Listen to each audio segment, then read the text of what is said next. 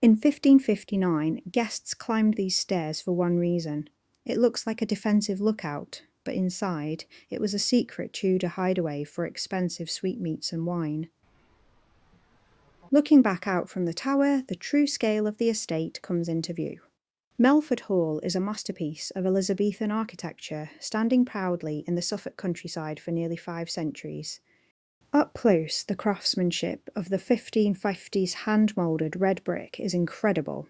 You can even see the visual scars where original Tudor windows were later replaced with grand Georgian glass. Stepping inside, the grand staircase immediately gives you a sense of the scale and history built into this house.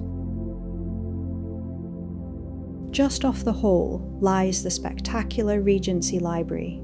Designed in 1813, it features these striking Ionic columns, creating a space that feels incredibly majestic yet deeply academic. As you move deeper into the ground floor, each room begins to showcase a completely different era of the estate's 500-year history.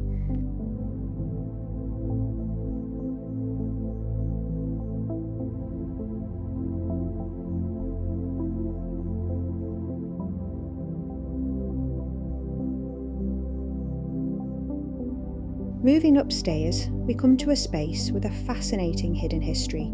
During World War II, Melford Hall was requisitioned by the military, with hundreds of soldiers billeted right here in these upper rooms.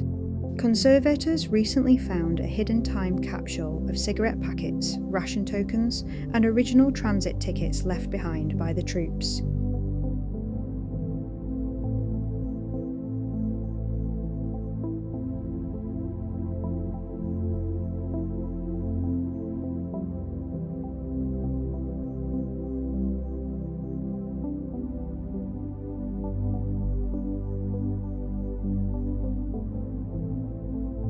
Further along sits the traditional nursery, offering a glimpse into the lives of the family children.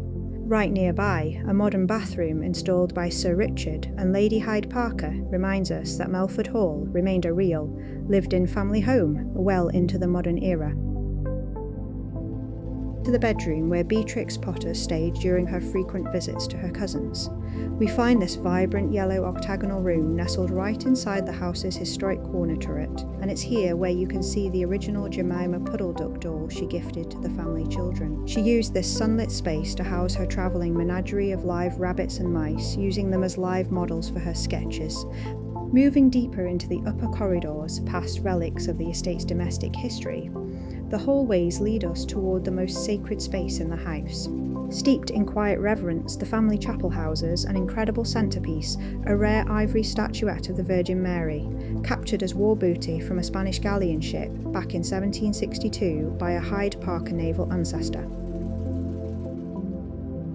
Leaving the chapel behind, we make our descent down the old back staircase, where the creak of the ancient timber echoes centuries of history. These steps lead us away from the grand rooms of the hall, guiding us back down to ground level, and straight out into the fresh air of the estate's spectacular grounds.